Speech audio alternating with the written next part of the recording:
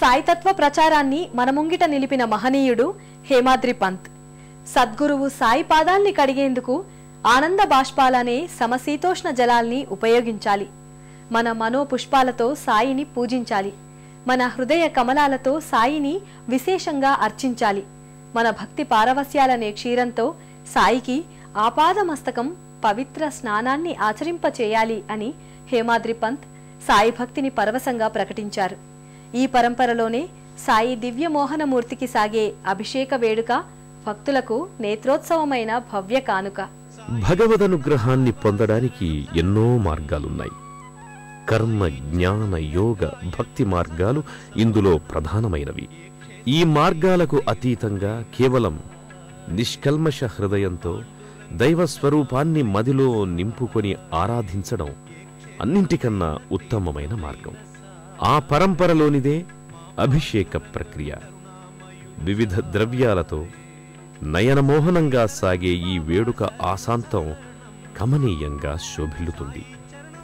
సాయి భక్తులే స్వయంగా నిర్వహించుకునే ఈ ఘట్టం భక్తులలో ఎనలేని ఆత్మానుభూతిని అందిస్తుంది.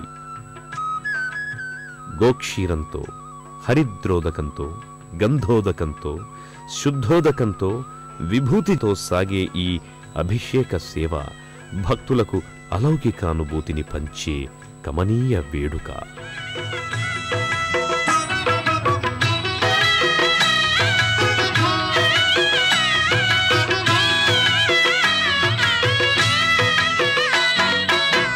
విద్యాబుద్ధులు వేడిన బాలకు అగుపించాడు విఘ్నేశ్వరుడై.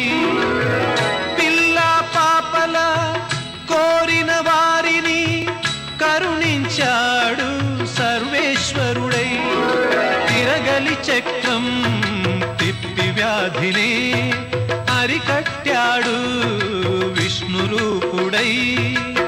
మహల్సా శ్యామ నిర్మలమైన హృదయం, ప్రశాంతమైన మనస్సుతో చేసే ప్రతి ప్రార్థన, ప్రతి ఆరాధన అంశం సాయికి చేరుతుంది.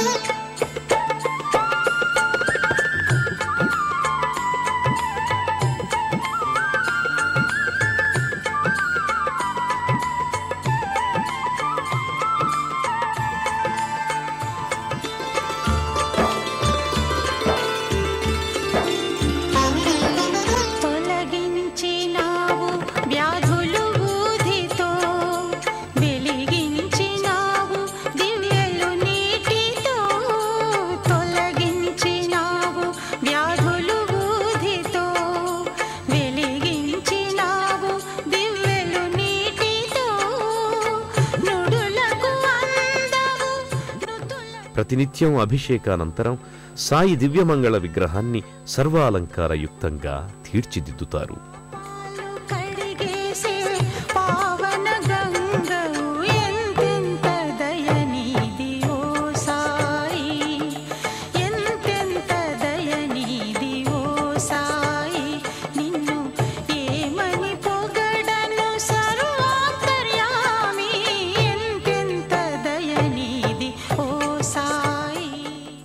గుంటూరు సాయి సన్నిధానంలో నేలమాలిగలో ధ్యాన మందిరం ఉంటుంది.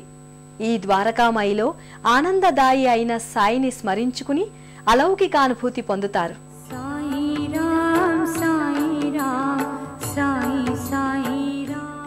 గుంటూరు విద్యానగర్లోని సాయి సన్నిధానంలో ప్రధాన మందిరం దిగువన అంటే నేలమాళిగలో సాయి ధ్యాన మందిరం ఉంది.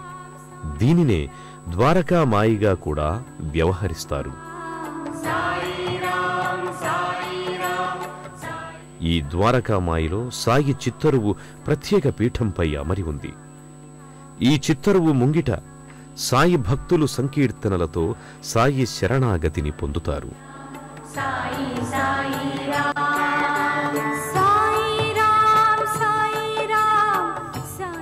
సంకీర్తన అనంతరం భక్తులు కాసేపు ధ్యాన నిమగ్నులై ఉంటారు.